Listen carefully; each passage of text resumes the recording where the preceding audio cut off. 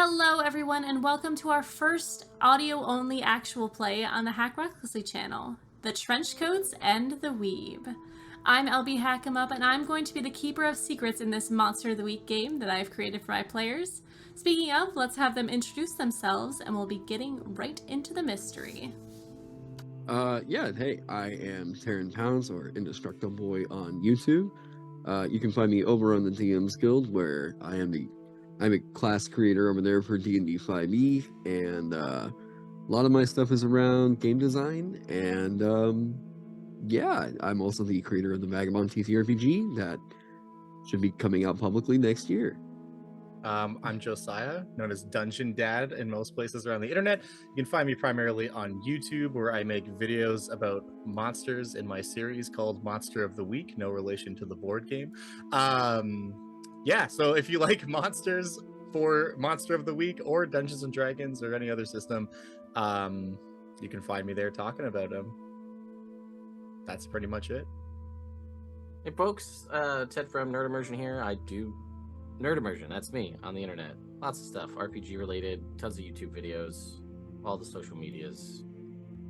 Yeah, that's me.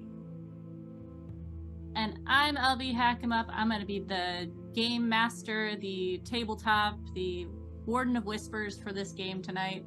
And we're playing with a couple people who have little to a few bits of knowledge about Monster of the Week. We'll probably go through and talk about things as they come up. We went over all the rules and all that beforehand, but if people have questions, everyone's welcome. There are no dumb questions at this table.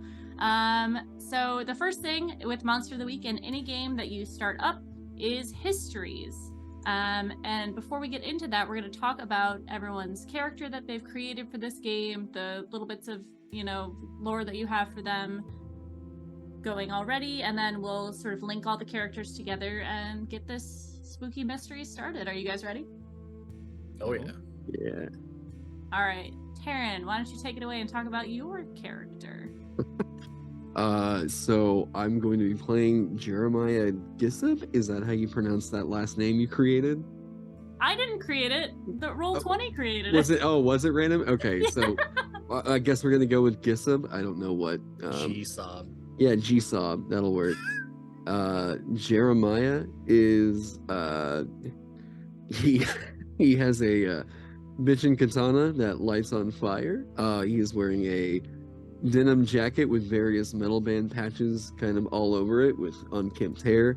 Most likely in his kind of looks like a burnout in his 20s, the early 20s, let's say.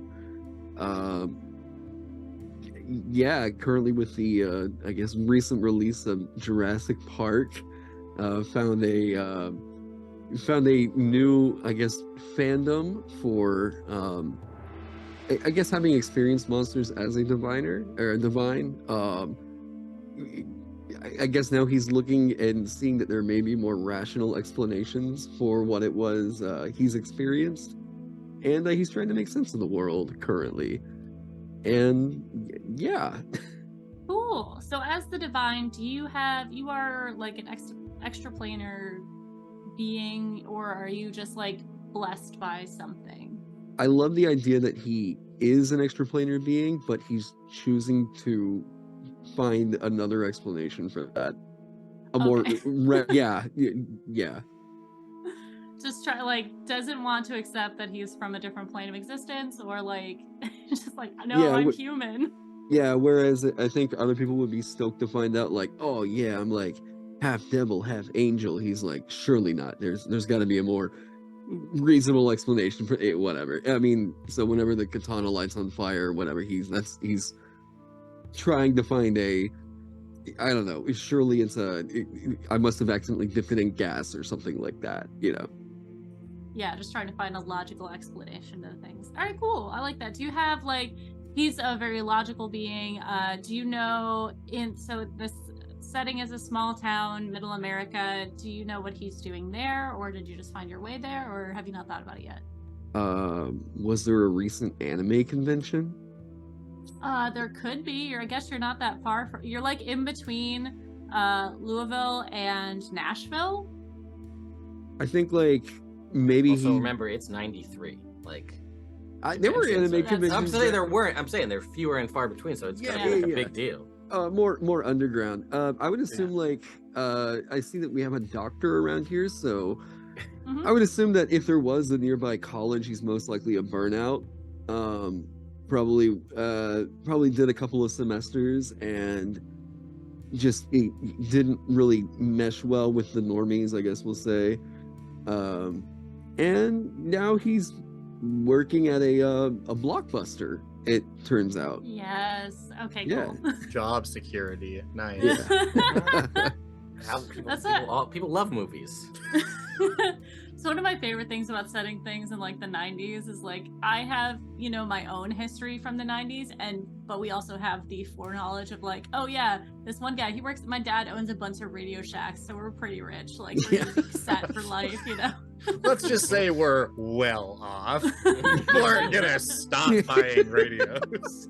Sears Roebuck has been around since the 1850s. There's no way Sears is going out of business. My grandma bought her house from Sears. Exactly. All right, cool. All right, Josiah, who are you playing tonight? Oh, sorry, cat. You guys can't see it, but it's cute. Imagine a very cute cat. Yeah. That's not who I'm playing though. I guess we could make some revisions in the last minute. But no, I am playing Dr. Philip Cork, who is a former ornithologist, studied at Yale, made his way to the top, very smart guy, professor, all the perks associated with it. And then through his own hubris and a terrible accident, ended up turning himself into a grotesque, monstrous hybrid, half man, half duck. In his shame and in a desire to kind of get out of the spotlight, not wanting to reveal his new twisted form to anyone, he faked his death and now is living we're in Louisville right now? Brownsville. No, it is a small town next to Mammoth Cave State Park called Right. Brownsville. We're in Brownsville, sorry. Yeah, he's now living in Brownsville, working as like a community college professor, just kind of like eking out a living using his knowledge to keep the lights turned on. And he is able to suppress his duck-like anatomy by using a series of serums and concoctions that he injects daily that keep the most grotesque features at bay, such as his long mallardous bill and the feathers that tend to grow on his body. So as long as he, wears a sweater and a big coat, he looks mostly like a normal guy, unless he's off his meds.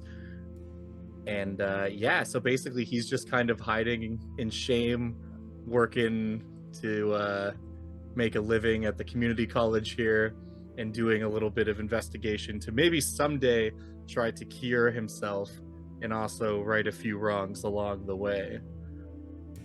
I love that. That's him. Okay, so you're playing the Monstrous Playbook. What about how old is Mr. Cork? I would say like Dr. Cork. Yeah. I didn't go to school for 9 years to be called Mr. I would say probably like 47-ish, Okay. like late 40s. Okay. All right, cool. Sounds good to me. Ted, tell us about your hunter. Yeah. So my character's name is Victor Graves. I feel like that fit in the general concept of Monster of the Week. So he's actually from Brownsville. So he grew up here, and it's not obviously a super big town, so not a lot happens here in Brownsville.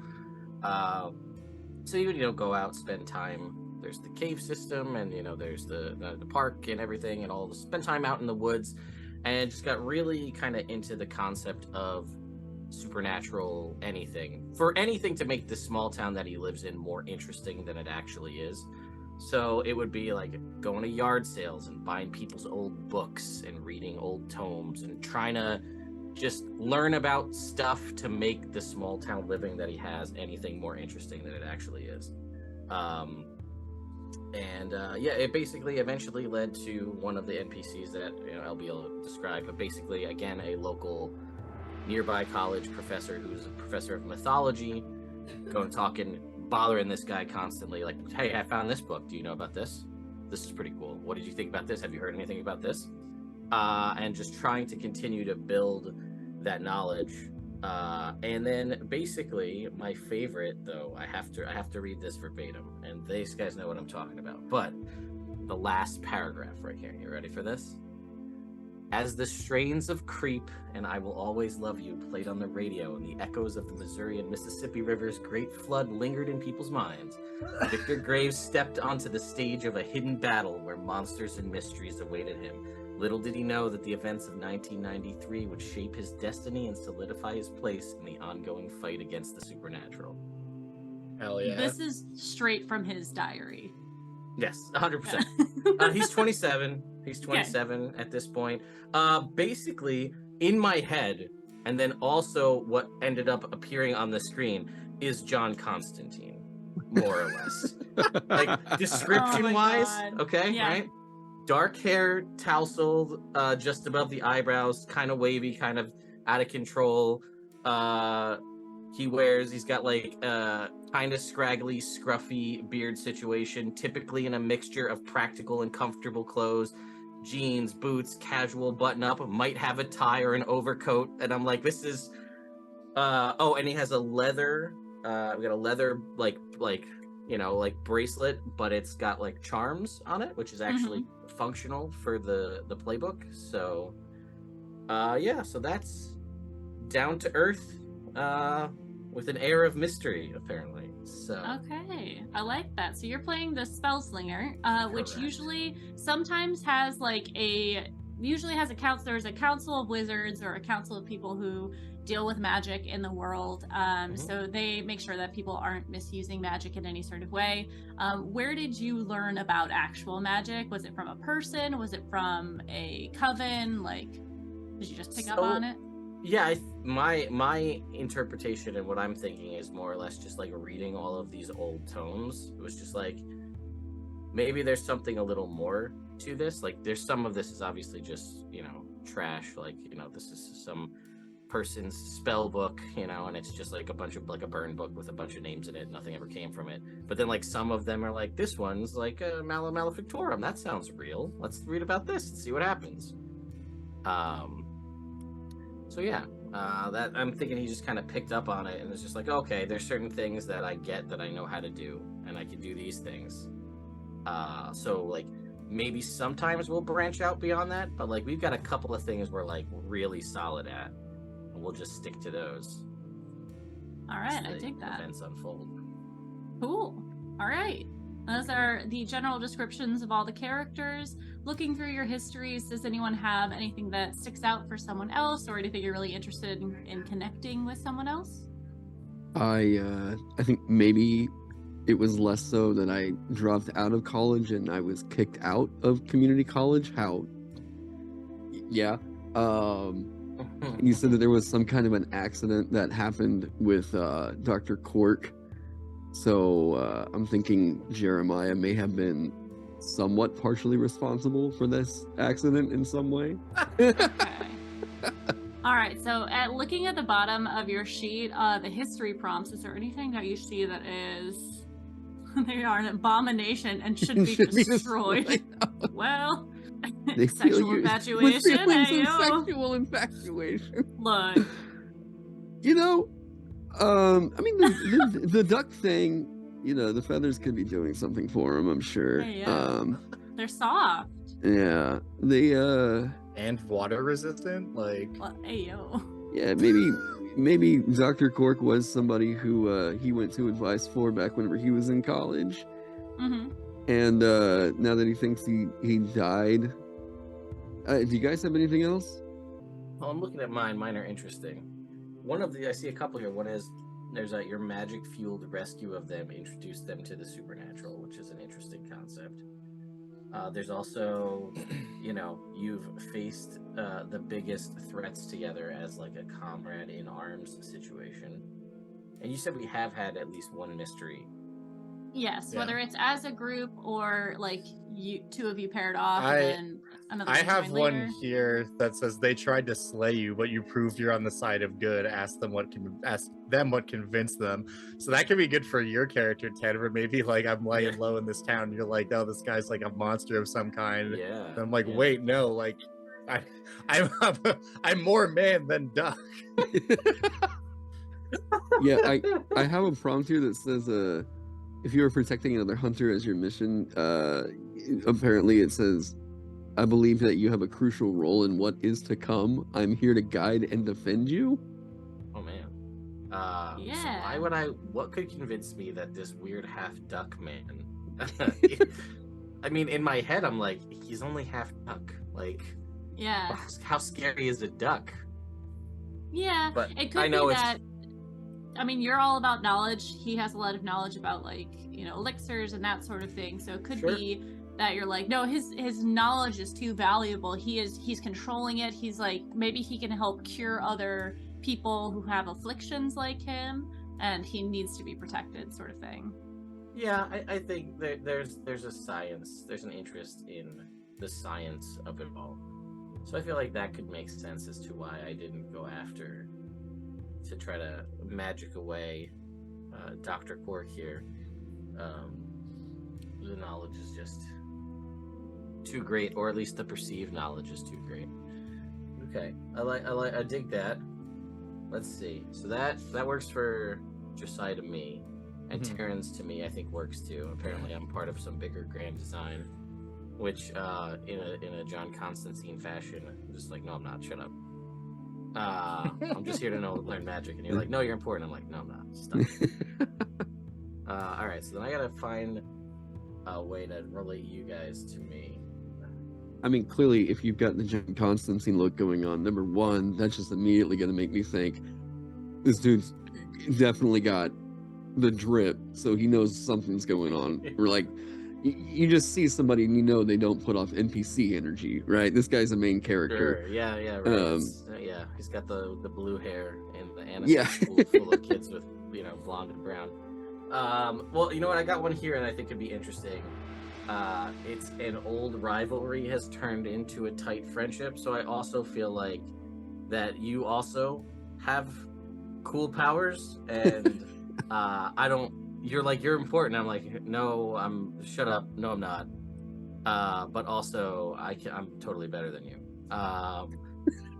And it's just tell them what you once fought over. And I think we once fought over whether Dr. Quark should live or die. Well, that works for me because something that could connect my character to Terran is says they saved you from another hunter who was prepared to kill you. Ask them what happened. Yep. So maybe it was Terran's character's influence that was like, no, man,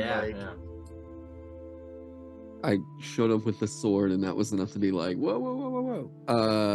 Chill out, Yeah, bro. that works for me. I too have a sword. So, although I wonder in my head, I'm like, maybe I should just have a gun instead. Because I have an option of a sword or a gun. No, I'm changing it right now. I was like, I have an option of a sword or a 5 demon bag, and what the fuck is a 5 demon bag? I know, I saw it on the sheet, and I was like, cool, but I have no idea, and I think the sword makes sense to me for right now, It's a sword and it's on fire. That's cool. Plus, I mean, That's I gotta all you have. need to know.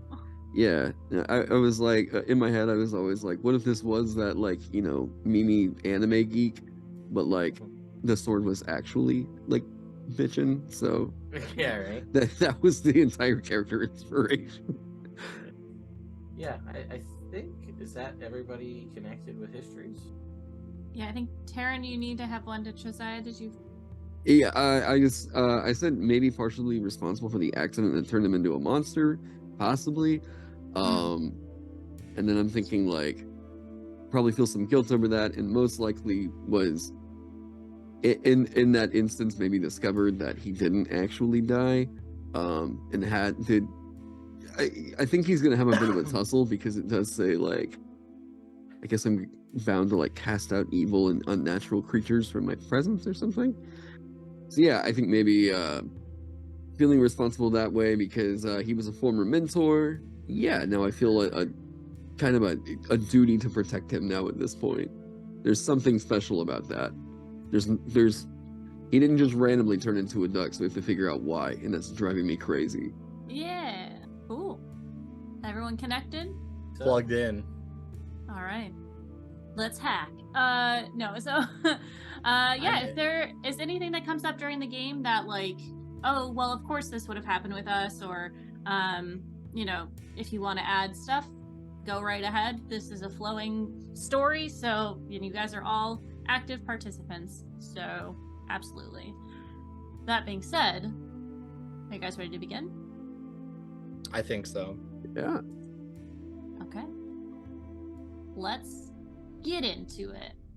Our story begins in Brownsville, Kentucky, a small town near the southwestern edge of Mammoth Cave National Park, which has a population of about 1,000 people. The locals seem to know each other very well, and kindness is in their blood.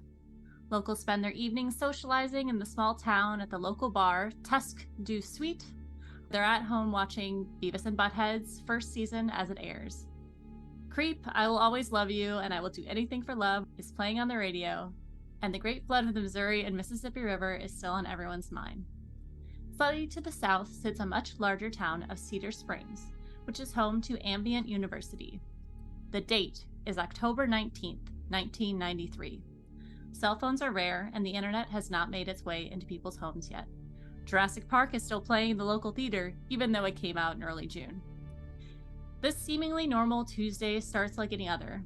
Locals are bustling to their next errands, and visitors to the town are pumping gas and stocking up on snacks as they make their way into the national park to take in all of its beauty. The air is clear and comfortable as the sun warms the concrete of the one road that goes through town. A few fishermen dip their poles into the green river that divides the town right through its heart.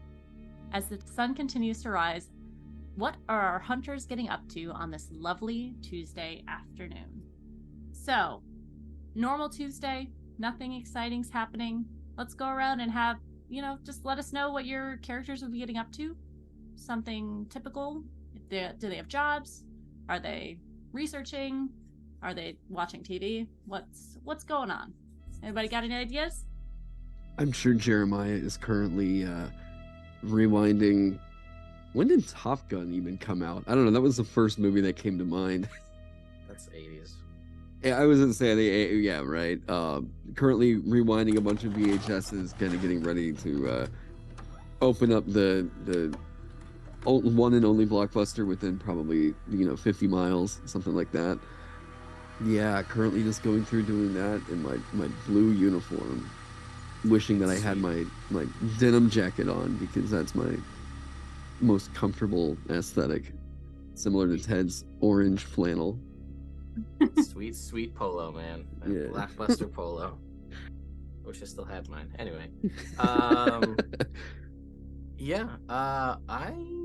I don't know why Victor doesn't have a job, but I assume that he doesn't have a job. But I also feel like he's not in danger. He's not homeless, but I just feel like he's yeah, whatever. I do all of this research and buy all these old books for some reason, one way or another.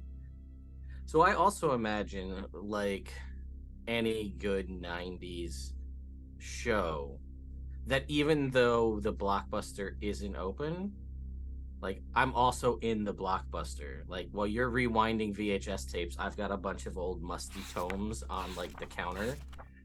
And it probably doesn't make it any easier for you to do your job with all of these big heavy books in the way. And they're all open, and there's there's a VHS tape in this book half closed so I don't lose the page, you know what I mean? That kind of a thing. Or a whole bunch of unactivated Blockbuster membership cards as bookmarks in all of the pages of this book.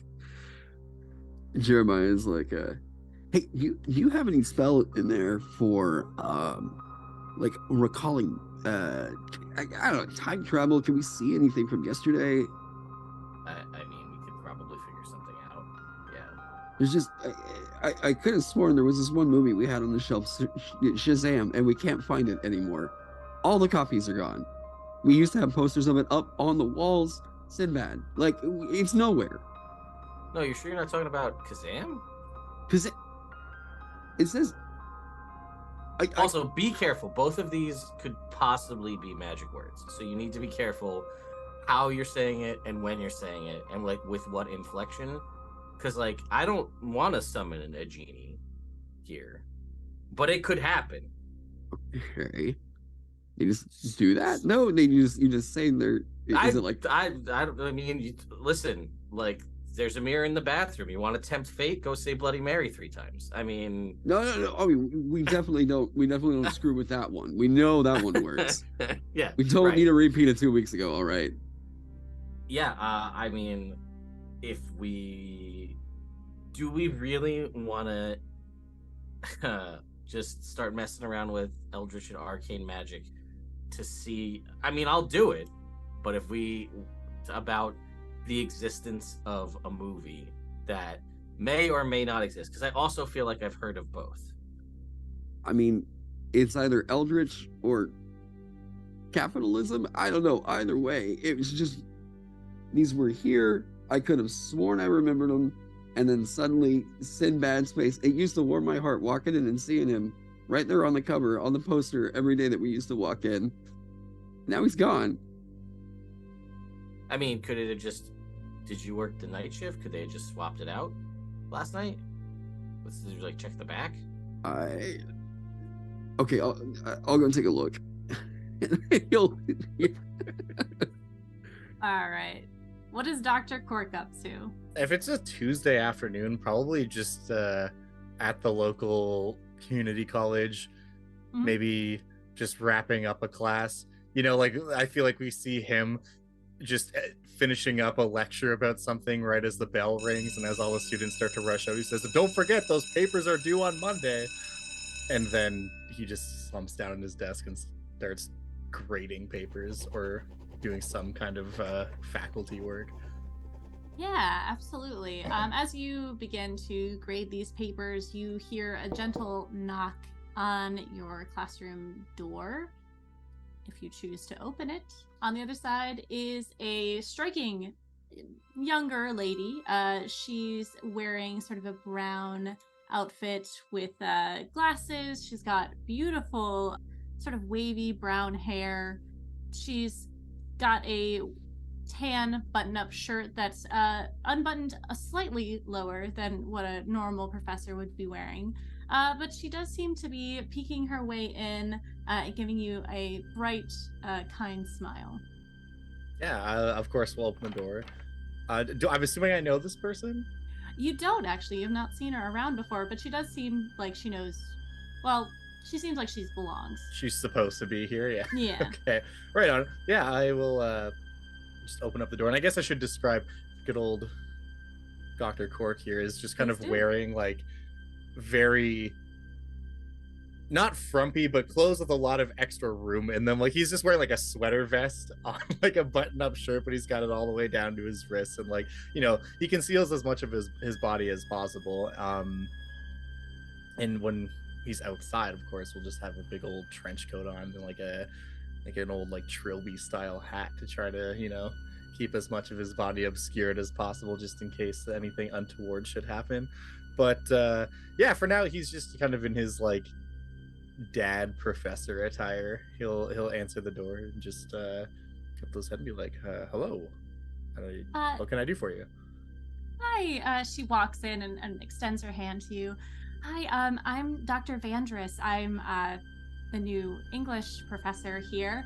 And I just was kind of walking around to see all of the classrooms and meet all the other faculty members before we get into things. I know it's kind of mid-school year, but you know, they were low on staff, so they asked me to fill in, and I'm more than happy to.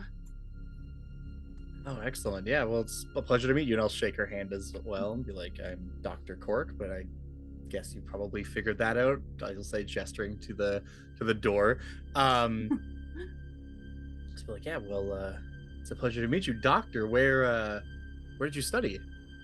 Oh, a couple different places, but I ended up at Cambridge to actually get my doctorate, which was, you know, overseas. It's amazing, but it is, you know, you miss home after a while. And I grew up not too far from here, I guess further north in Louisville, but yeah, it's just been nice to come back. And I mean, this is a little bit smaller. I'm kind of working my way up. Hopefully, get a fellowship or a professional gig. I mean, not that this isn't professional. Sorry, it's just that like at a bigger school, but working my way up.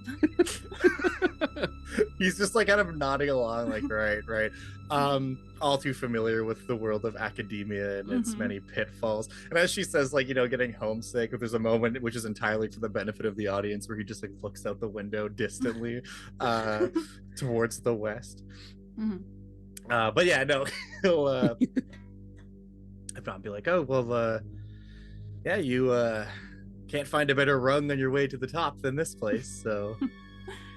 Thanks. Is there anything I should know about the local area? I mean, I've been to the park. It's gorgeous. It's a lot of underground stuff, which is kind of scary. But are there any local places that I should check out? The park is kind of it. If you plan on spending a few years here, I'd familiarize yourself with the folks that it's Tusk to Sweet is the name of the local bar. Yeah, down at Tusk to Sweet, they'll take care of you. Other than that, just don't walk too far, otherwise you might accidentally leave town.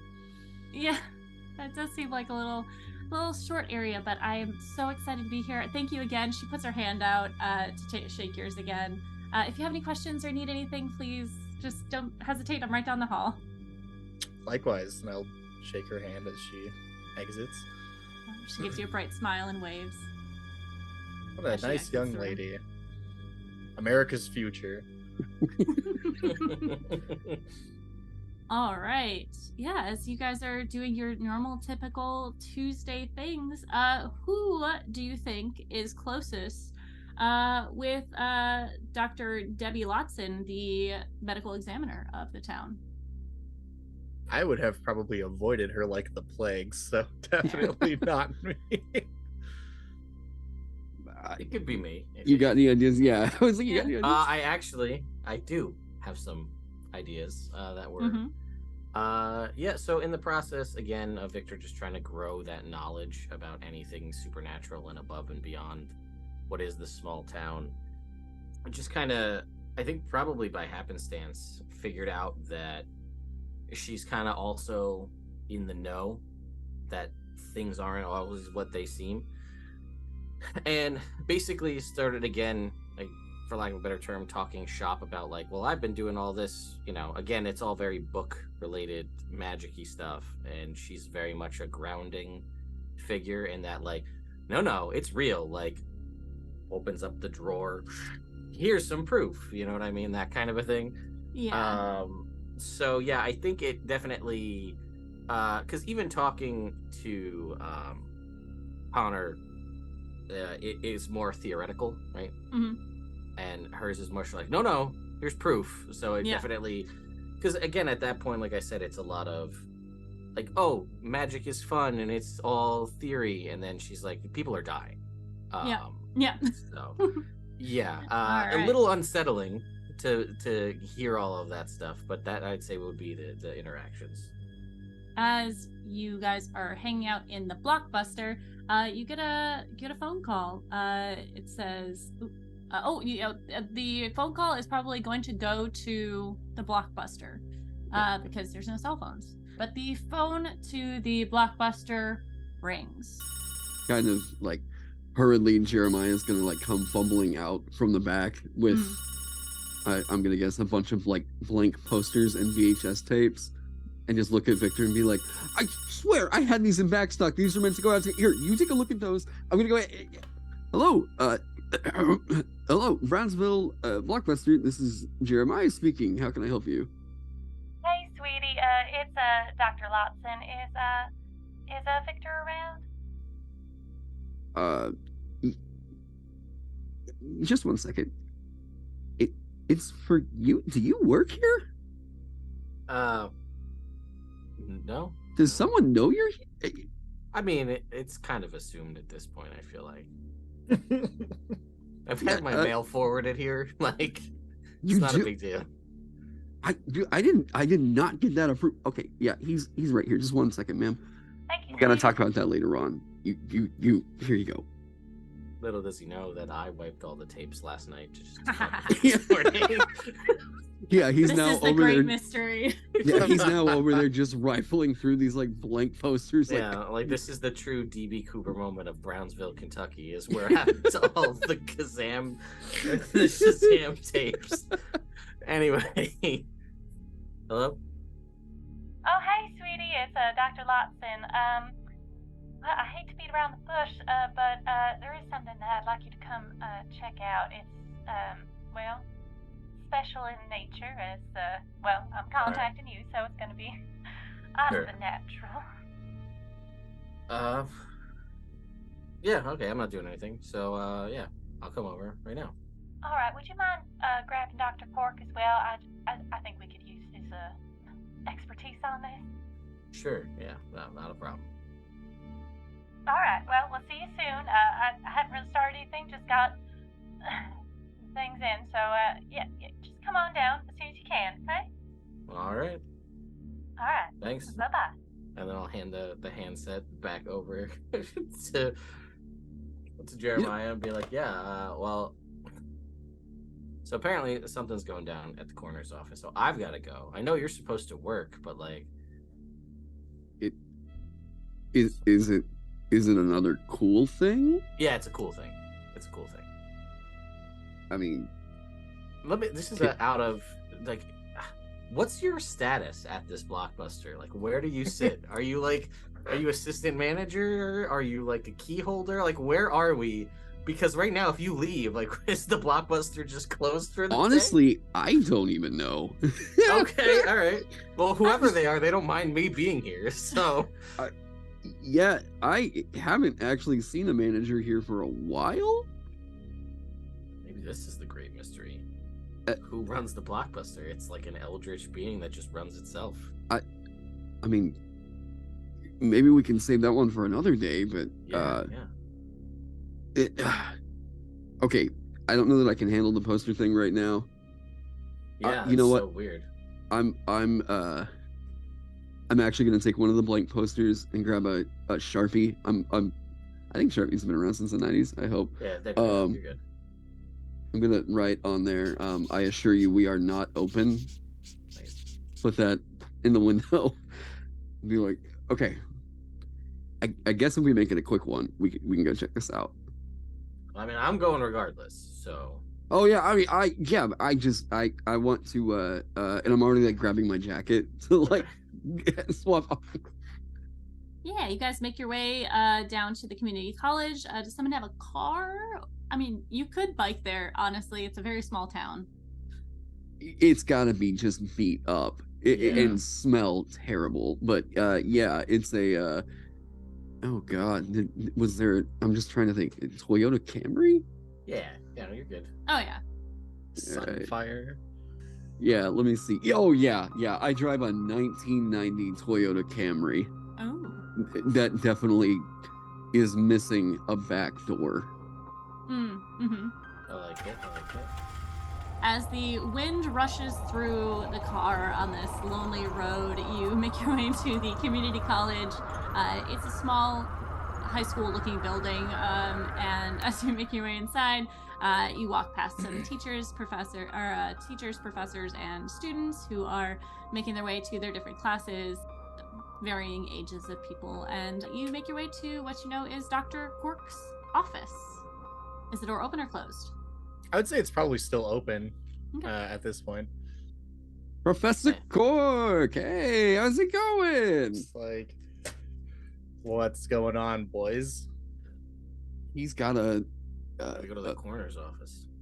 he's got a thing. The coroner's office. Yeah. Come in and shut the door. I mean, all right. Yeah. So. Yeah, you want to go see a dead body? Yeah, come on. All right. And you just see him hastily like scrawl an F on this paper he was in the middle of trading. Be like, all right, I'm coming. And I will follow you guys up, grab my trench coat, Yeah. and away we go. See, two dudes with a trench coat. I knew that you guys were absolutely my aesthetic. Yeah. Mhm, Yeah, right. mhm. All right, you guys make your way down to 59. All in the same car, Dr. Cork? Yeah, I feel like I'm not necessarily an athletic guy, so I definitely don't bike, but I also don't see him as the type of person who owns a car, so he maybe has like a moped. Yeah, Vespa. Totally. But if you have your car here, I'll just come with you. Yeah, as long as you don't mind the draft. No, it's fine. I'm just like throwing garbage out the side as we as we drive, just like old McDonald's cups and stuff out of the back seat. Yeah. You are by a national park. This is such a tragedy. It was the 90s. Littering Fair. was legal then. Yeah. No, that one ad with the crying Native American is Yes. definitely on the air. Come True. on now. Okay. Yeah, you guys drive back down the one road through the town to the hospital. It is a smaller size, probably a mid-size, because it serves a lot of the neighboring rural communities.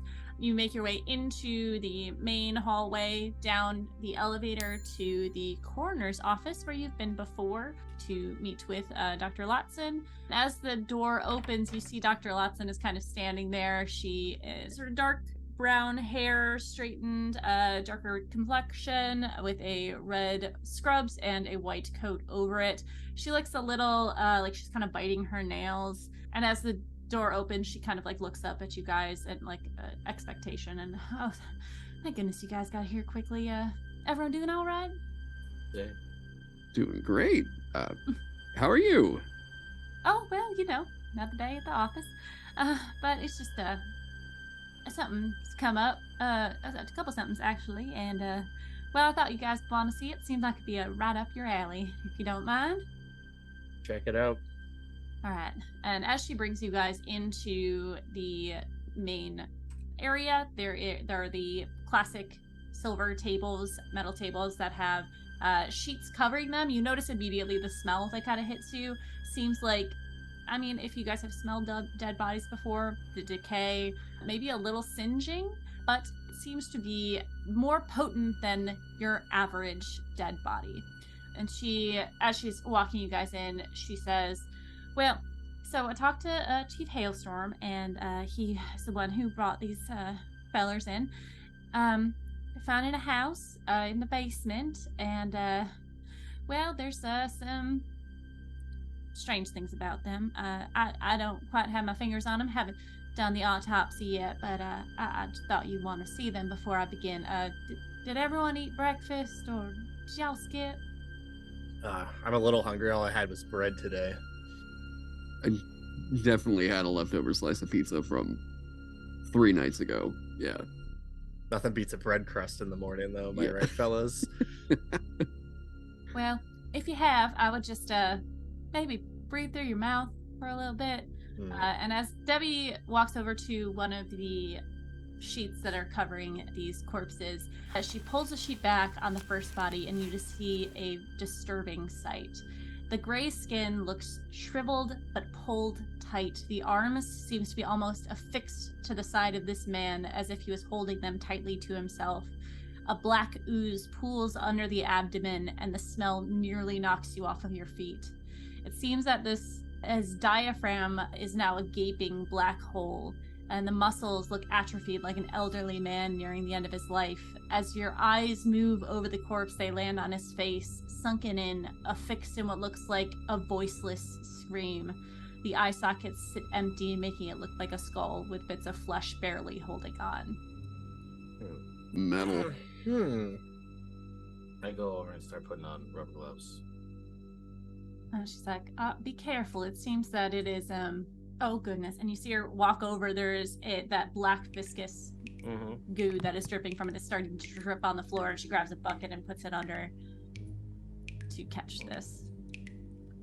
Again, I'm not quite sure what could have done this, or how. There's just a lot going on, and I thought you might want to get ahead of this. It seems that these were found, like I said, in a house earlier this morning, or late last night, I guess. But looking at the decay of what I can figure out, one is definitely older than the other. By how much, I cannot say, but they're both still quite gooey. Hey, Professor Cork, do people make goo like that? I mean, people make all sorts of goo, but Is like that, I don't know. Is that people goo? Let's take a closer look, shall we? After you, my friend. All right. Would you like to investigate a mystery, my friends? I think so. All right. You guys can do that. You're gonna roll plus sharp, and as you do, you get to ask a question just depending on how well you roll. Alrighty. Is that all of us? Everyone can choose to do it if you like. I would just recommend not asking the same questions. Is a 9 total for me. Okay. Oh, it's an 8. Nice. Oh. Yeah, see, I told you. That is a 6. That is a failure. So you can mark experience for that. But unless you'd like to use the luck for this, I wouldn't recommend it. Just early in the game sort of thing. But yeah, so as Dr. Cork and Jeremiah start looking at things, you guys both get to ask one question. And you guys can talk amongst yourselves as to what one you want to ask. I'll let you know as much as I can. All right. Well, I mean, literally in an effort to answer the question that you just asked me in character, I would like to know what kind of goo this is. Yes. I would like to know more about the nature of the goo. Of course. Would you like to hear the answer before you ask your question, Taryn? Would I like to hear the sure, yeah. I think that makes sense, right? Mm-hmm. All right. Dr. Cork, how are you probing this body?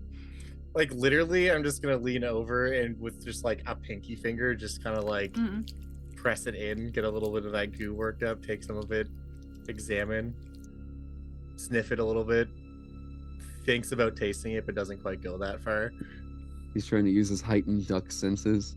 Yes. Yeah. Yes. Yes. Absolutely. So as you examine this goo, you are standing over the body. You see it's the wound of the abdomen seems to be stretching from one side to the other while encasing it as well. So it kind of looks like a bread bowl situation where all the goo and the viscera on the inside is contained, but it is leaking out of the back at this point. You get some on your finger and smell it, and you're kind of trying to get a better determination of what this could be. You're noticing as you look into this body, you know enough about the human body to know that there's supposed to be stuff in the stomach.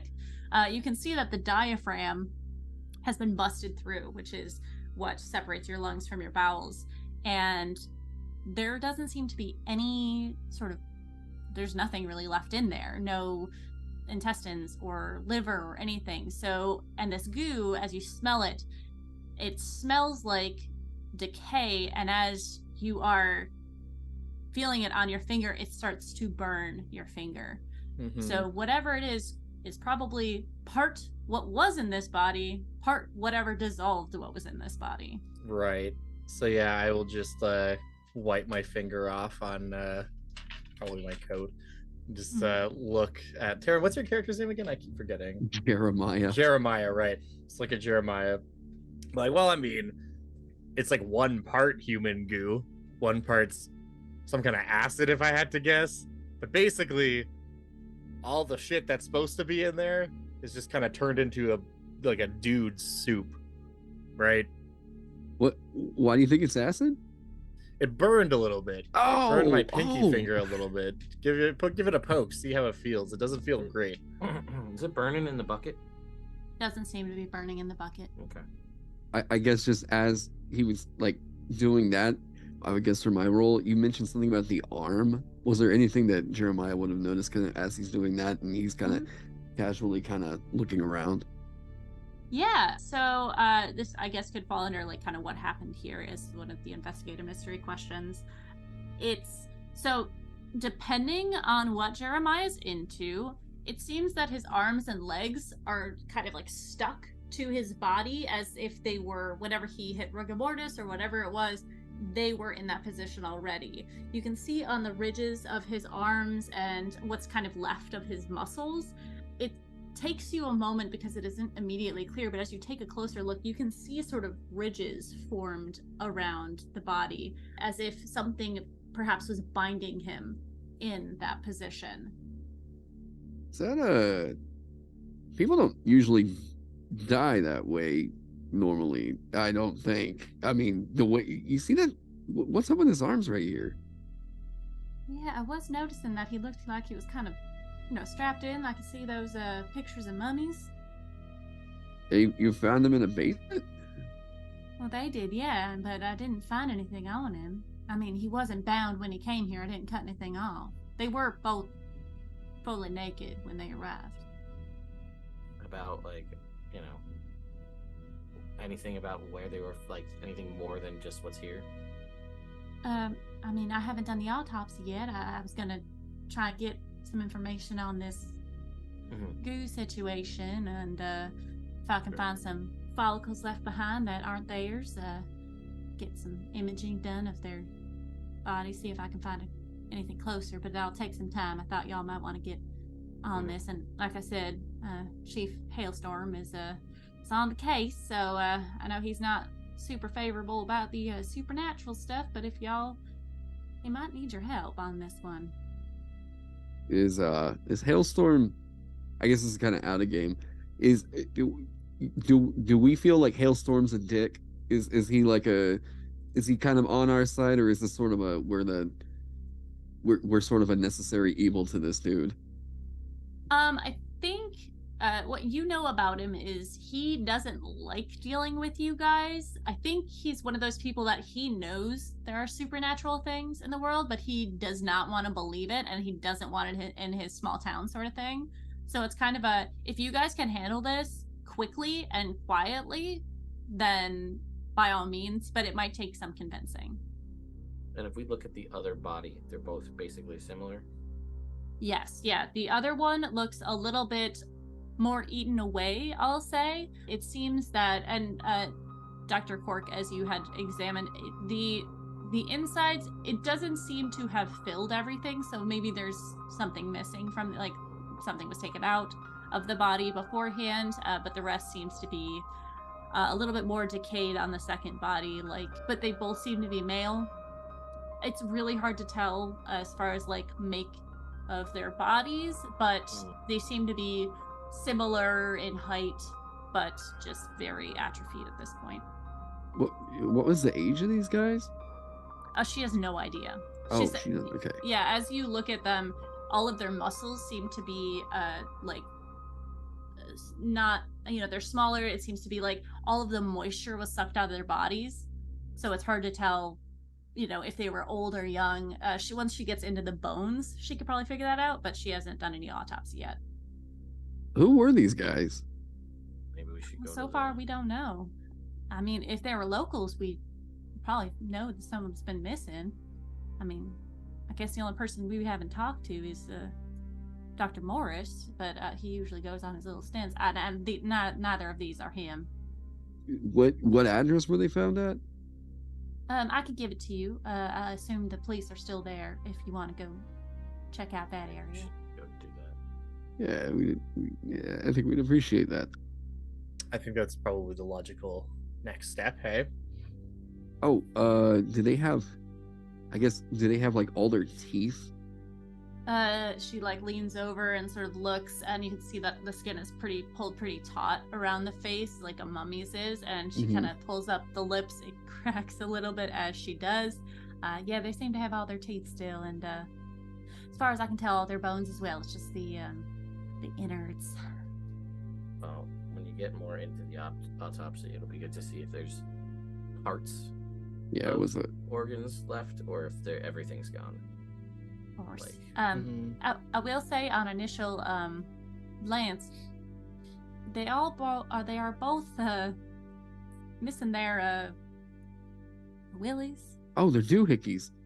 Yeah, but I don't know if that's from the sucking up of all the moisture or what. They're just not on the outside. You know what? If we turn them, turn them. There's clearly some sort of wound in the stomach-ish area. Is what you're saying, right? Does it go through the back? Let me. Do you mind putting a hand on that and just kind of, you guys turn the body up a little bit. There's a little bit of splashing back onto the table from the liquids coming out. You see that on the back end there seems to be a burning through the skin, as if whatever liquid probably has perforated through to the other side. Okay, but it's not like a puncture, like something. No, Pale, it, just, whatever like, it was corroding. definitely came through the stomach. Okay. So this is an entrance wound. Then. That's what it looks like to me, but I've never seen like this before. Doesn't look like any animal bite, you know? All right, I guess we'll go to the. Well, yeah. feet of the Yeah. guy. Let's follow up with that, and if you manage to find any leads as you continue your autopsy, definitely feel free to give my office a call or the local Of course. Blockbuster. Well, if you call me back in about maybe 2 hours, I'll have more information. Right We'll on. call you. All right. Yeah, be safe out there, boys. So, guys head out? Yeah. I guess we go to this address that she gave us. Mm-hmm. You know of anything that just like turns people into beef jerky like that? Not on this scale, but I have some theories. It also seems like they may have been tied down. This may have been some kind of experiment. Well, I mean, I don't know. They said it looked like they were bound in some way. And I mean, they seem to be all the moisture, total desiccation, right? All moisture pulled out. Everything was either melted out from the inside with whatever that goo was, or extracted out. What? Why would it cut off their thing? That's a new one. Unless again, like it literally like shriveled up like a reverse balloon right up inside. That can happen? No Oh, idea, yeah. but all right. Well, you're the doctor, so Oh, that can happen. More Oh? common than you'd think. Yeah, no, Does definitely. that happen if you like flush while you're sitting on the toilet or something like that? I The air mean- pressure, maybe. If you're on an well, on a airplane. plane, yeah, don't. Yeah. Yeah, exactly. Oh, Yeah, well, don't catch me in space. Forget that shit. I mean, yeah, look, I know uh, we all love to travel on airplanes because it's very easy, efficient, and not that expensive right now. But And they make it fun. it is fun. Like, it's You go up enjoyable. and meet the captain. Like, it's a good time. Yeah, definitely. One time, I have a fond memory of receiving a Lego set of the plane I was on. Yeah, It was yeah, great. Get the wings. all God, those flying peanuts, is just So the many- coolest. so Flying many, is just the coolest. Like, so many peanuts. and like security, what a breeze, you know. Like, I Oh know my they gotta keep God. us safe, but like, really doesn't waste your time. Yeah. Anyways, yeah, you gotta be Moving careful in on, those please. bathrooms. let's go find this beef jerky Willy demon. Well, Beef jerky Willy demon. I'll take out a notebook. Is that what we're calling this case? well, I was gonna say the first thing that came to mind to me, honestly, with all the things we saw, is like reminds me a lot of like a spider, right? Oh yeah. They suck things out and they envenomate it and it turns it into a liquid, and they were also bound Yeah. potentially. Like that's the first thing that came to mind for me. But usually, that's like a twofer, right? Like a 2-prong. Well, I mean, if it was two smaller prongs and the venom was acidic enough to kind of eat away the flesh, that would have Just indicated the one puncture wound. real big guy, and get them both at the same time. Could be a spider with middle tooth, also. That's true. She said something about that. You know what? I'm sorry. I flunked in biology. What's the thing after under your lungs that it? The I think diaphragm. okay, that thing, right? She said that thing was like punctured through. Yeah. Well, I mean, honestly, if we go to the scene of the crime and it's just covered in webs, like, then we know. Right? Could it be that's that the easy? biggest indicator. It could be that It easy, could be yeah. that easy. You guys, yeah. I'm just gonna follow along with. I'm the driver at this point. Yeah. Okay, all right. You guys are gonna make your way to the crime scene.